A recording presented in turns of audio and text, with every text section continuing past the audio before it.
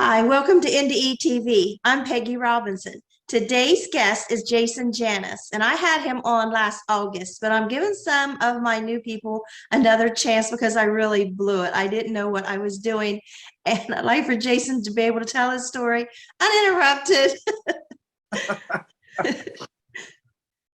All right. Let's see. Well, my ND took place beginning of April of 2020. I was hospitalized in the ICU from the pandemic and ended up on a ventilator for a month. And my NDE is kind of different because it actually occurred when I was on the up and up. I was actually healing. I was taken off the ventilator a month later, and I was breathing fine. I was doing okay. And throughout the whole time that I was on the ventilator, I kept staring off to the left because... Hey, Jason, do you know why you're bouncing? Well, it's because I'm holding. Is it? Oh, is that it? Okay. Let's try this. Is that better? Yes. Yeah. Thank you. Okay. No worries. So when I was on the ventilator, I kept staring off to the left, and it happened to just be right where the TV was hanging in the room. And I was drawn to it. There was somebody there. And I knew it. I could feel it. And I just kept staring at it. And like I said, I don't know how long it took place, but one of the nurses says, "Do you want me to turn on the TV?" And I'm like, I couldn't talk because I had a tube in my mouth. And I'm like, "No, I mean, you don't understand. There's somebody there. There's somebody there." And I couldn't explain it, but throughout the whole time that I was on the ventilator, I just kept staring at the TV. I was wanting to go there badly. And then at the end, I was taken off the ventilator and I kept staring at the TV because somebody was there. And then I was just, I don't know the best way to describe it was, I was just dead. I was physically drained of anything. I was emotionally drained. And I cried out to God. I just said, please don't let me die. Please. I'm going to backtrack a little bit. It's like I didn't have a relationship with God for over 40 years. I didn't stop believing in him, but I didn't have a relationship with him. I didn't talk to him. I didn't tell him I loved him. I didn't ask for anything. I didn't have a relationship with him. And on that day, which, some would consider your worst day, when you're going to die, I don't care who you are, you're going to cry out to God. You're going to say, please. And I was no different. So I began to cry, sob uncontrollably. I said, please don't let me die. Please. I said, I am so sorry for abandoning you, because I knew I could feel somebody there. There was a presence there, and it was love. It was just love. And I said, I am so sorry that I abandoned you and the Lord for my entire life. I said, I love you with all my heart and all my soul. And I repented. I said, I love you. Please.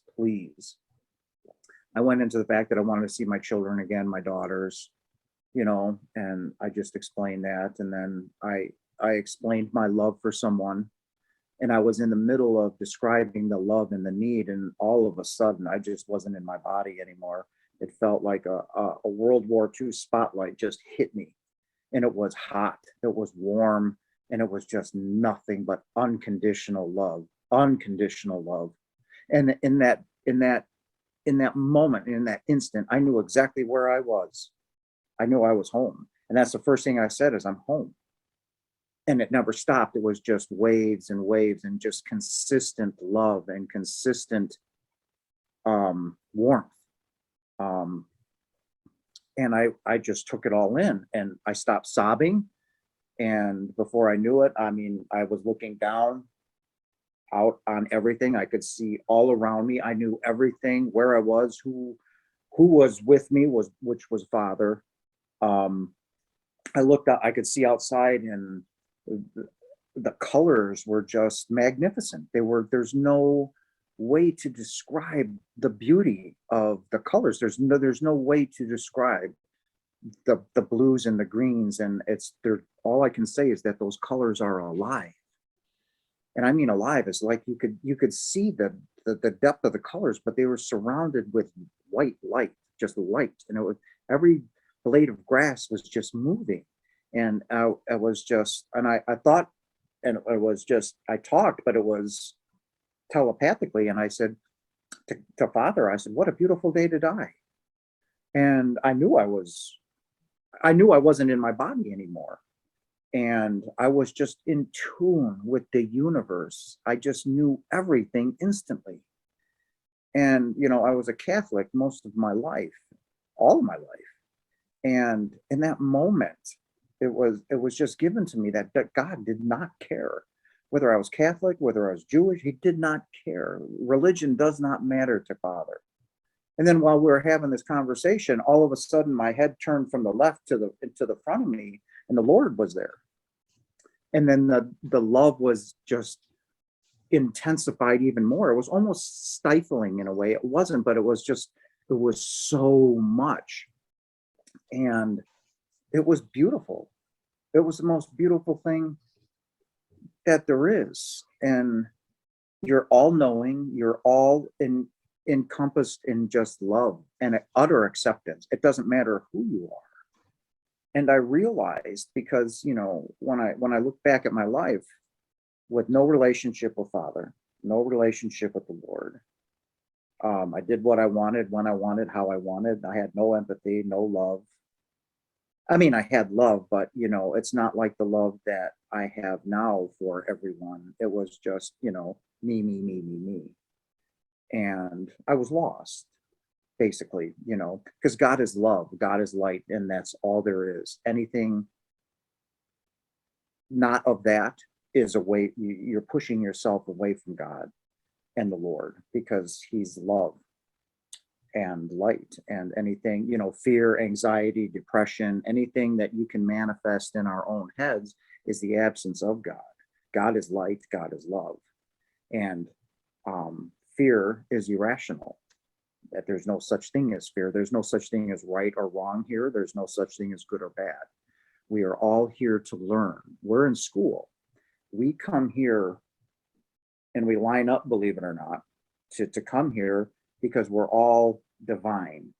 Not like Father, not like the Lord, but we're all perfect. We're hundreds of thousands or millions of years old. And God created each and every one perfect. You're perfect. I'm perfect. Your children are perfect. He made you perfect just the way you are. So if you think, well, I did this wrong, or I did that. No, you didn't do anything wrong. You're here for the experience. You're here to learn. We don't know anything but love and acceptance and peace and harmony. So when we come here, we don't know what it's like to get hurt, to have a bad experience, to have intimacy or make love or any of that. We're all here for that experience. And a lot of times, most of us, like myself, we get lost, because when we come here, when we're born, we get that divine umbilical cord cut. So, we don't know who, we don't remember being home. So when that takes place, He gives us, some simple things. He says, we're to love unconditionally, we're to forgive unconditionally, and you're here to live your life. Live it without fear, live it without anxiety, live your life. But when you come down here, society, keeps us bottlenecked and oppressed. Organized religion is huge. Organized religion will keep you living in fear, as Catholicism does. With, let's just say hell. There is no hell. If there was a hell, I would have gone there. There's no question about it. And I was universally and unconditionally accepted. Why? Because God loves us. He loves every one of us. And I know it sounds weird. I know it's going to sound out of the ordinary for most people, but everything is just an experience. That's all it is. we assign the labels, or society or the church or whatever assigns, well, that was horrible, that was bad, you were wrong. No, everything that you've done, everything that you've gone through, it's a learning experience. What did you learn out of being with your partner? Well, you knew what you want, you know what you don't want. You move on and you try again and again and again with whatever your situation may be. And that was all given to me in a billionth of a second. That, one, he doesn't care about your religion. It does not matter. And that we are, as a mortal, as mortal down here, we're flawed. So we come from divinity to a flawed situation, knowing that, God knows that you're gonna have ups and downs. You're gonna do great, and then you're gonna trip and fall, and then you're gonna, get up and do it again. And, we're not to give up, no matter how hard that situation may be, no matter what you are going through, you're not to give up. You are to get up, dust yourself off, and continue on the journey. We all come here, we all sign a contract, we all come here for life's experiences. We all signed up with what we are going through. That's why everybody's life is different. Everybody's going through different things. Why? They're all learning experiences. You go through them, I go through them, your neighbor goes through them, everybody does. And it's neither good, bad, or indifferent. It's just an experience. And we're here because we want our spirits to grow and continue to grow and continue to grow. So when we're here, we're given the choice of, faith. He wants us to believe in him, but we don't have any recollection of him. And so when somebody says, well, how do you know?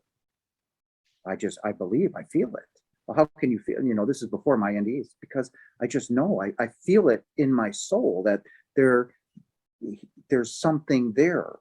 And then, when my NDE took place, that was all given to me, that none of it mattered what I did. There was no wrong. And that it doesn't give me the, the license to go out and just be, a jerk. That's not the way it goes. But, what you think are mistakes or, wrongs, they're not wrong. It's just an experience. And it was unbelievably relieving to know that, one, you're never alone, ever. God feels you, he hears you, and he sees you. So does the Lord. They have never turned their face from anybody on this planet, ever, ever. And all he's asking is for a relationship. He wants you to talk to him. He wants you to tell him that you love him. He's no different than any other father, except, he loves us unconditionally, in a way that nobody on this planet, other than someone that's had an NDE and has been to heaven, can understand what that love is. And he just wants a relationship with all of us. And he fought for me for over 40 years to come back to him. He never once gave up. And I understood that in that millionth of a second, that he was never gone. He was always there, just waiting for me to come back and say, I'm here, I love you. When people say repent, well, Christianity says it's for sin. No, he's asking you to repent, like, accept, do you believe in me? Do you accept me? And I think anybody that's watching these, interviews or whatnot, that are searching for that answer, what's there. And the most amazing thing there is God gave us the best gift we will ever have, but the only way you're going to get that is to die. And he saved the best for last. It is the most beautiful, it is the most peaceful experience you will ever have. And the only way you're going to get that is to physically die. Now, in my case, I was on the mend. I was in the up and up. I was breathing fine. I was off the ventilator. I wasn't drinking or eating yet, but when I called out to him, When I called out to him, sobbing, he showed up. And I'm talking in person. And that I do not understand. I do not have an explanation, and it was not given to me. And I'm sure there are millions of people, if not billions of people, that call out to him every day, please, please, I need you. And there's nothing. You know, he hears you, he feels you, but why he chose me, I have no idea. Except that he's asked me to be his messenger here on earth, to comfort people, to tell everybody that I'm here. My son is here, the Lord is here, and we see you, we hear you, and you know, you are not alone ever. Even in your darkest moments, when you think everything is just horrific, or you're laying in bed and you're praying and there's no one around, it's dead quiet, he hears you, he sees you, and he feels it. He feels everything. So, and that was just all given to me in a billionth of a second. Hold on, can you? Yeah. Okay, can you give me 1 second? Yeah, sure. I'm so sorry. I'll be Okay. right back. I'm It's so all right. sorry. Dinner for my little one. Sorry. I'll be right back.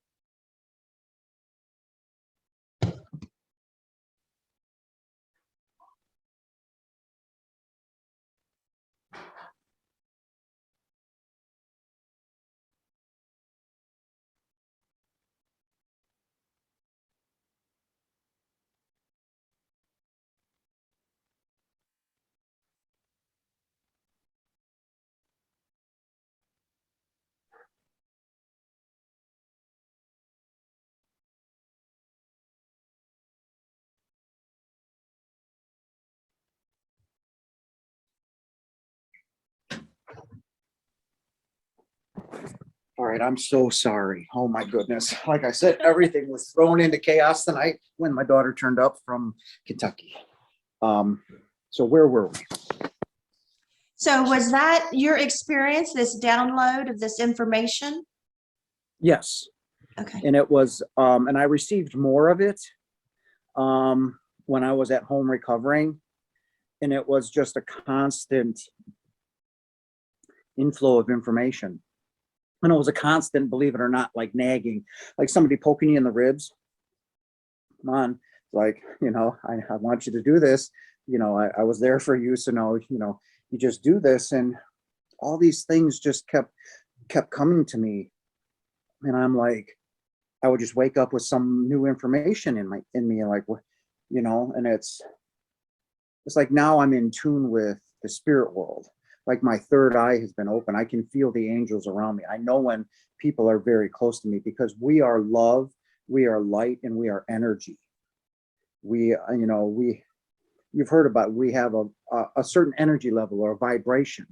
And that's why some people will go crazy when the earth is changing vibrations. People have a tendency to get mixed up or confused or bark at the moon. It's all because they are feeling earth changing. The earth has its own vibration. So, I'll be sitting here at night or doing something, and all of a sudden I'll just start to tingle like your body's asleep. And I'm like, oh, and I'll see a flash of light go by, and I'm like, okay, I know you're here. What are you trying to teach me? And it's just always love. And I have so much of it, I don't know what to do about it. It's just, I know that sounds crazy, but and in the same time, I want people to understand, well, they say that there's no hell.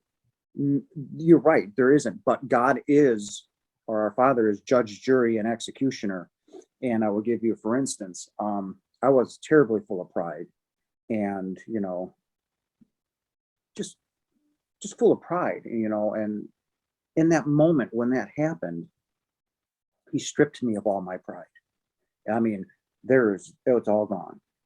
And he filled me with humility and being humble. And it's to the point of where, sometimes I get out of the shower and I look in the mirror and I don't recognize the person staring back at me, because for 50 years I was one way. And then in a billionth of a second, this new person is standing here and I don't know who he is. It sometimes it seems unrealistic to me that that it's happened, but I relive the moment every single day. Even though it happened 2 years ago, to me it happened 30 seconds ago. And I'm constantly reminded every day of him, of the Lord. And somebody says, well, people have reached out to me, well, you don't believe in the Bible then? That's, the Bible's imperfect. And they're like, I said, who wrote the Bible? Did God? No, men did. Well, men are flawed. We're flawed. So is the Bible. And again, in my NDE and being in heaven and being there, and knowing the type of person that I was, then I should have gone to hell with my life experiences, with the way I treated people, and everything. And I said, I was unconditionally loved, which means all the stuff that I read in the Bible about burning in hell or this, that, or the other, I said, it's flawed. I said, and I said, you have to look at that document that was written two millennia ago, 2,000 years ago. They were talking about the time period they were in. So again, do I believe in the Bible? I believe some of what is in there is true. And I said, but other things are flawed, and organized religion takes those things and they manipulate them into what they want and how they feel. Again, a human characteristic, and they manipulate it into what they want, and they keep people living in fear that they were going to burn in hell, or they're not good. And they keep coming to church to try and better that. Church has nothing to do with it. It has nothing to do with it. All God wants is us to believe in him and his son. And that's it. That is it. And for those that do have their hearts open to him, believe in him, talk to him, you'll see the kingdom of heaven. You don't have to, he doesn't want you bowing down on his hand. Oh, I'm so sorry. He doesn't want that. He knows you're here he knows you're flawed. So how can you go from being divine into a mortal body and no longer be divine, not to make, if you want to use air quotes, mistakes? He already knows that. Like I said, he made you, he made me. We're all perfect. But he also knows that, you're going to have ups and downs, or as we say here, good and bad.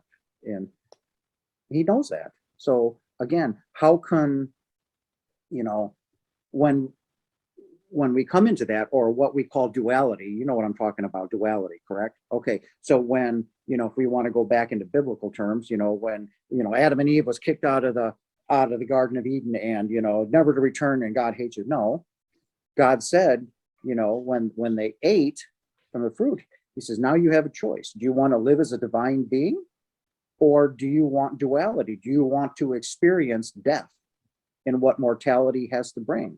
Well, here we are. So what did we choose? He didn't kick us out of anywhere. He's honoring what we decided to do. Again, so when we come down here to experience duality, he's just honoring what we chose. We chose to come down here. We chose to have these experiences. And when our duality time is over, we go home.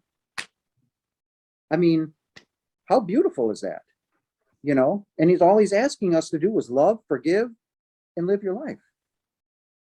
And people become so lost, like I have, that, once you start on that, like I did my whole life, I never felt worthy, because, the church says you're going to burn in hell.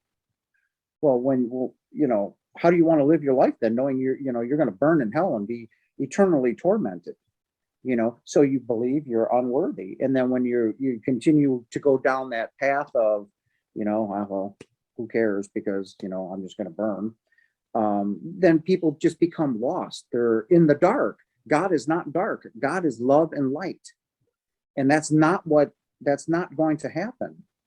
And it was beautiful, is the only way I can describe it, to come to that realization, in the fact that none of us are going to experience eternal, damnation in hell.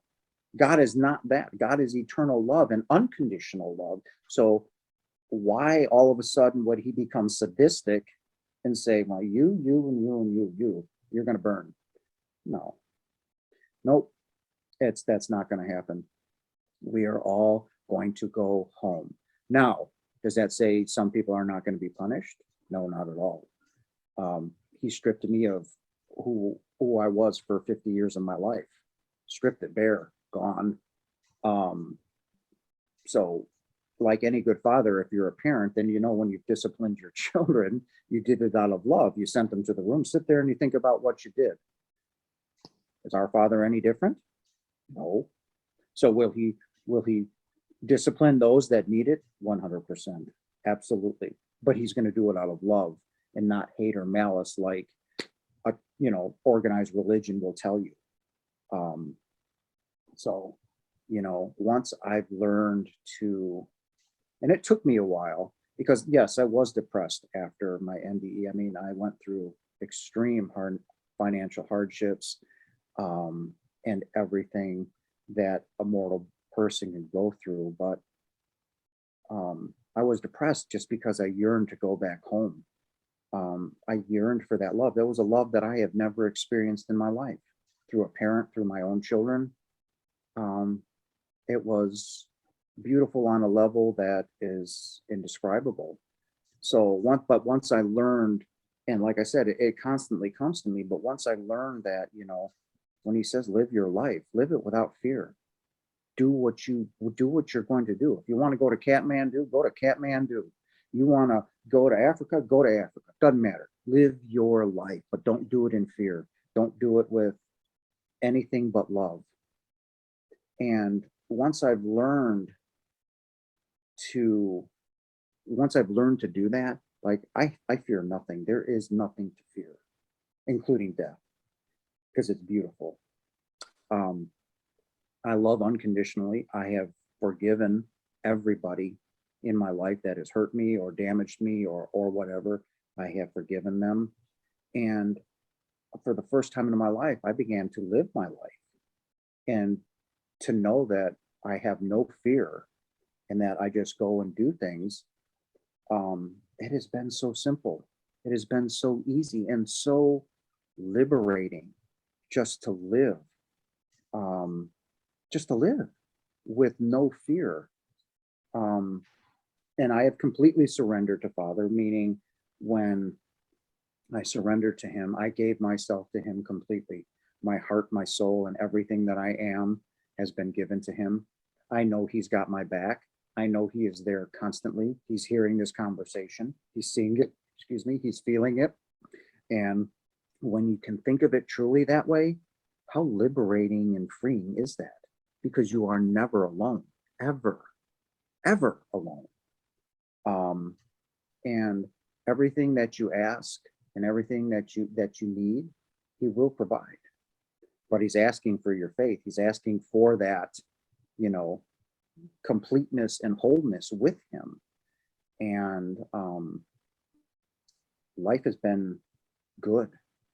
You know, I've done several other interviews, and I've had hundreds of people reach out to me and talk to me about this or that. My son killed himself, or something, and it's been truly heartbreaking to feel all others' pain, to feel everybody's pain and suffering, that, you know, you're always stuck in your own pain or your own, you know, misery or whatever you want to call it, but there are others who are suffering greatly.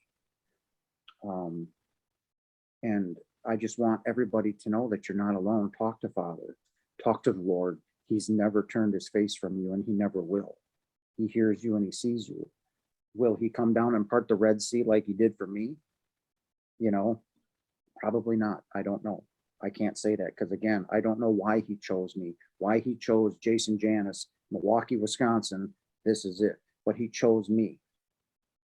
And he's asked me to do this.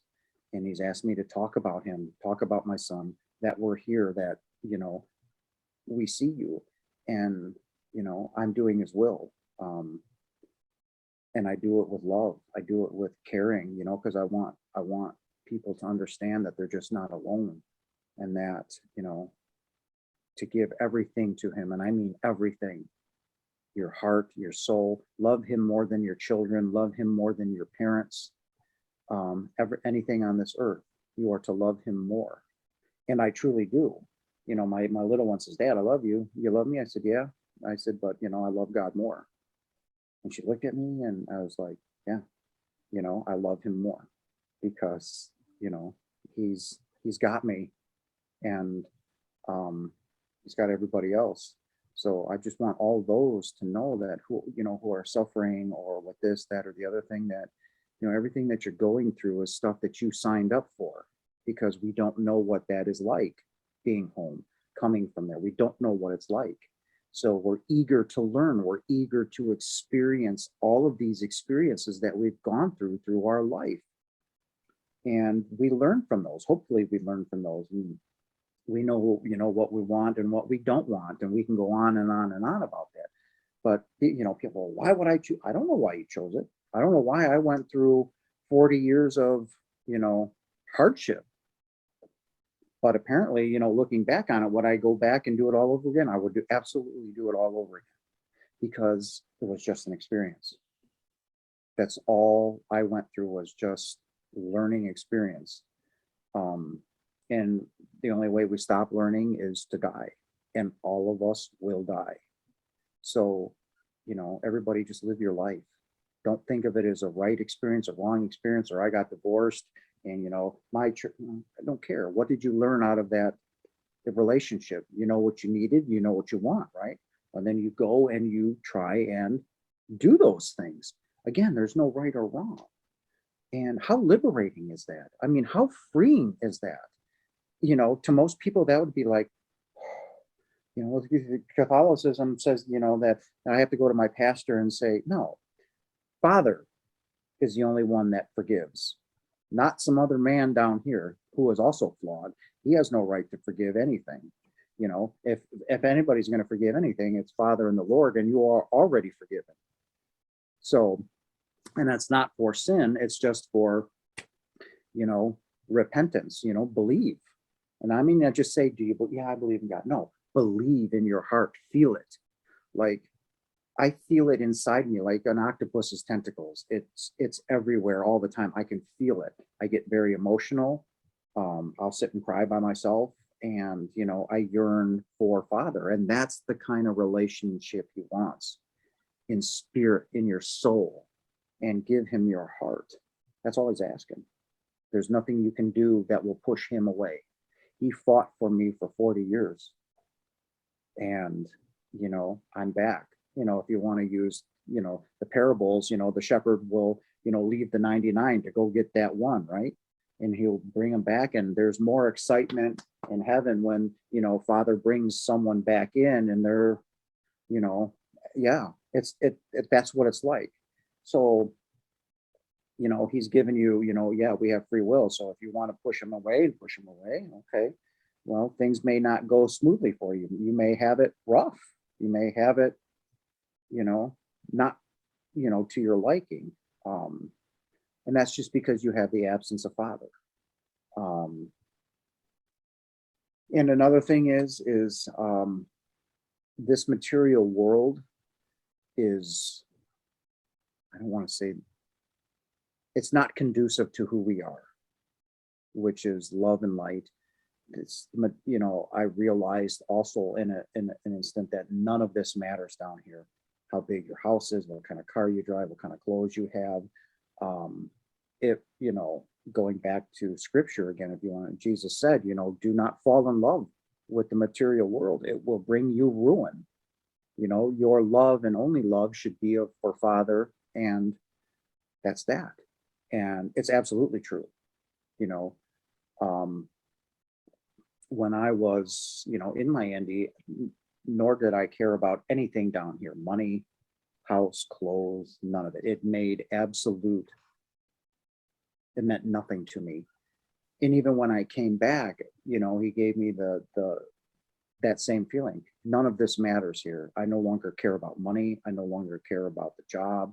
I don't care what kind of house I live in, whatever, because it doesn't matter. This is meaningless here.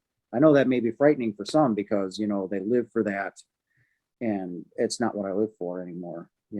I have a good job. I do everything that I need to do, but I have no love of it. It's just a means to an end. I have to go through this because that's what being down here is about. And that's the only thing that I care about. That's it. So, Well, I don't want to keep you from your dinner and your daughter. No, you're fine. She's got her food. And so is there anything you want to ask me?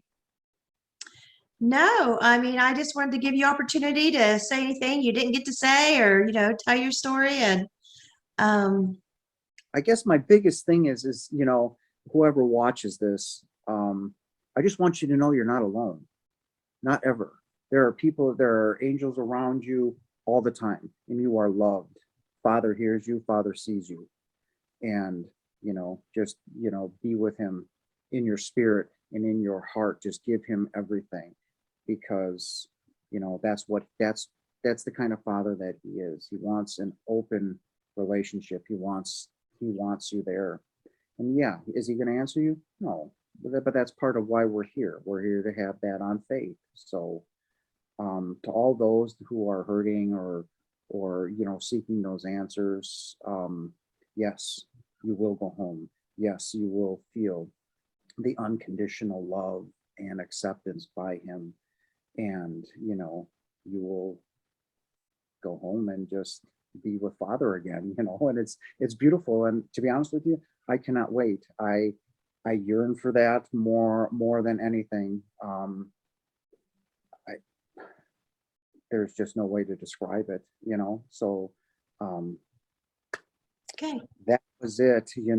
All right. Well, thank you. You're more than welcome. Thank you for having me. And I'm sorry about the interruption. No, it's fine. It's fine. Life happens. There you go. It happens. So, but I don't know if anybody's going to want to reach out to me or not. I'll let you handle that or whatnot. But do you want me to leave your email in the description, or? Yeah, you can. Yeah, you can. Okay. You can leave the email. That way, if somebody does want to connect or talk, I would be more than happy to talk to you. Okay. All right. So, enjoy your weekend. All right. Thank you. Bye. Bye now.